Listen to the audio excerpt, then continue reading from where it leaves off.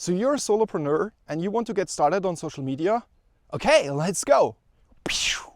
Well, actually, since you're here, I assume that you are aware that going super fast, but actually into the wrong direction, might not get you so far. And that's why it makes a lot of sense to first of all think about a great social media strategy. So the first thing that you have to think about is, what do you actually want to achieve? Why are you going on social media? If you have ever done an online ad, this is also one of the first things they will ask you, because it makes a big difference if you just want to, have views for an online ad, or you want them to click on a specific link, you want them to sign up for your newsletter, or you want to make a sale, you want to sell your product. And well, first of all, this is totally up to you, but on the other hand, this also has to do with, where in your own journey as a solopreneur are you? So, if everything is ready and you already have an online presence and you already have an audience, then of course you want at some point to make a sale. And then your strategy will change over time. But if you are just beginning, then I would not totally go for the sale, right? Because that might be just too fast. You have to build up trust. There is a saying, people have to see you at least 7 times, encounter you 7 times until they will start to trust you, right? And that's why initially I would recommend you to, first start building a presence, build your brand. And the next thing that you have to think about after you have decided, what do you actually want to achieve?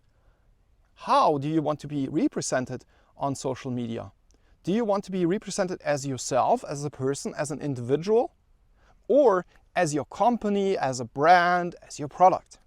Well, here again, it depends, right?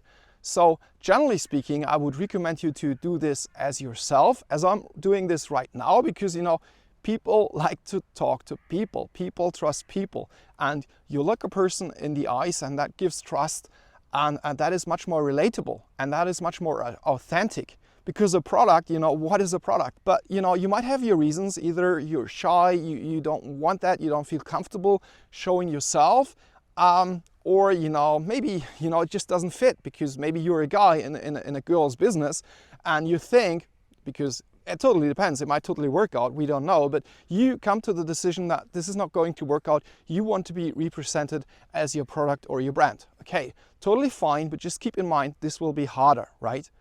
And this again is a decision that you have to make.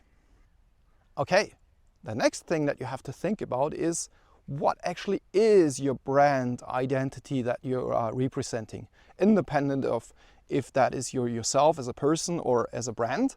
Like, you have to decide on the design, the colors, the style, the wording, the whole thing about, what is your brand, what forms your brand, what words, if you're speaking, what words do you use? Like, do you want to be represented in a t-shirt or a collared shirt? And I would recommend you, to always, be consistent. So when you decide for something, then try to keep at it, try to stay in this style, because people, like, if you keep changing, then this will be very confusing for your audience. And it helps them if they, can relate to you and they like you as they see you there. And, next time you will be the same person, the same style, and you will not confuse your audience. Yeah, okay. So now you have to decide on which social media platforms do you actually want to be represented and where do you actually want to start out. Well, you might think, let's just go, let's just do all of them, more is better. Especially if you just want to be seen, right? But, well, assuming that you are a solopreneur, your time is very, very limited. Pick your battles. You can't be everywhere. The day has just 24 hours and you might want to have some sleep also. The next reason is also, it really depends, like what kind of product, what kind of business you're running. Because if you're going B2C, business to customer, then Facebook might be a perfect match for you because there is a lot of private communication going on. But if your business is going B2B, business to business, then for example, LinkedIn might be much better because there is where all the business is going on, right? So this will influence your decision. But then last but not least also, each of these platforms is very, very different, and it's not so easy, and you have to understand them. So that requires a lot of knowledge, and that will need time for you to build this up. So I recommend you start with 1, 2, at most 3, and then, you know, try to understand these platforms, try to get a standing there. And this will take you, I'm sure, several months, maybe even years.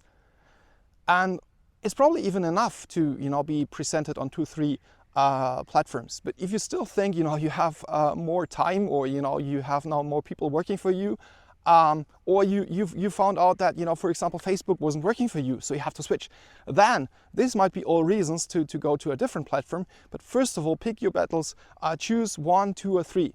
So for example, I myself, I'm pretty well represented, or at least I hope. You be the judge on LinkedIn, on YouTube, and on Twitter, because over the years I learned these platforms. I started to like these platforms. I really feel comfortable there. But for example, Facebook, I tried it, but didn't feel so comfortable there. So on Facebook, I have a page to be just represented. Same for Instagram. I have a page there, but at least at the moment, I don't have the time to be there as well. Maybe at a later time. Okay, so after you have finally decided on which of the social media platforms you want to be represented and where you want to start out, you have to decide on your customer or your potential customer's journey. You know, you have to think about the persona, like what would your ideal customer look like, how old would he or she be, where would they be coming from, and so forth and so on. This will really help you, so build a persona. And then, you know, think, where would they ideally start? For example, you could say, you know, my ideal customer, they will start finding me on Twitter, and then from Twitter, in my profile, I will have a link forwarding them to YouTube. From there, I will forward them to my blog, and so forth and so on, right? So that you, I mean, it might totally be different, of course, you cannot totally control everything, but still, this is your strategy, right? So here you can, you know, have something linear from a specific point to some specific endpoint. I personally would recommend you, you know, to more cross-link everything to everything, because that's the point. You cannot control it. You don't know. Some people like LinkedIn, others like Facebook, yet others like Twitter. And this is totally up to the user where they want to find you. So wherever they started, give them the opportunity to go somewhere else, so that you like build up a little universe of yourself and they can't escape you, and wherever they go, they will find you. And you're also helping them by putting links from one platform to the other. Okay, so now I think we have come very far. With all this defined, you have a great strategy, and it's time to get started. And the first thing that you have to get started with is your online profile in each of these platforms. And here it really depends. You know, some platforms allow you to write a lot of text with links and images and whatsoever. Others will limit you, like Twitter. I think it's just 160 characters as of today, right?